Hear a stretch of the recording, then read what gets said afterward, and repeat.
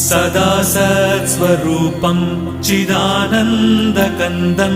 जगत्सम्भवस्थानसंहारहेतुं स्वभक्तेच्छया मानुषं दर्शयन्तम् नमामीश्वरं सद्गुरुं साईनाथं नमामीश्वरं सद्गुरुं साईनाथम् भवध्वान्तविध्वंसमार्ताण्डमीड्यं मनोवागतीतं